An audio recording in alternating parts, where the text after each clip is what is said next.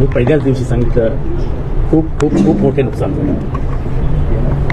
त्यांच्या इतका तडकाफडकी नेता, निर्णय घेणारा, त्याची अंमलबजावणी करणारा नेता महाराष्ट्रात मी तरी 40 वर्षात बघितलेला. आणि त्यांची दृष्टी ही अनपॅरलल होती, म्हणजे ती तुलनाच करते, निर्णय घेण्याची क्षमता तुलनाच करते. त्यामुळे प्रशासनावरती एवढी जबरदस्त पकड असलेला,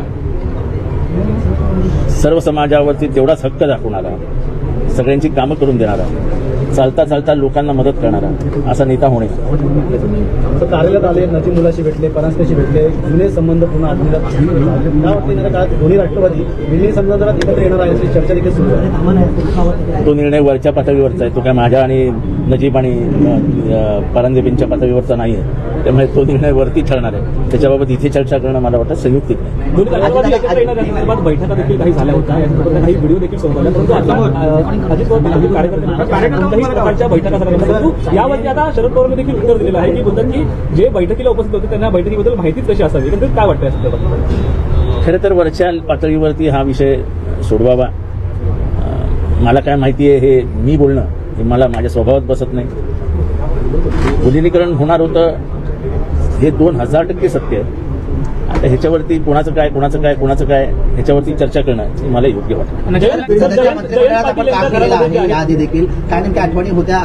मी सांगितलं ना की निर्णय घेण्याच्या बाबतीत त्यांचा हातच कोण पकडू शकत नाही. मला एकदा टीव्हीवरती खडसे साहेबांचा माझा वाद चालू असताना खडसे साहेब म्हणाले की एक फाईल त्यांनी 3 दिवसात कशी काय सही केली. म्हटलं 3 दिवसात केली?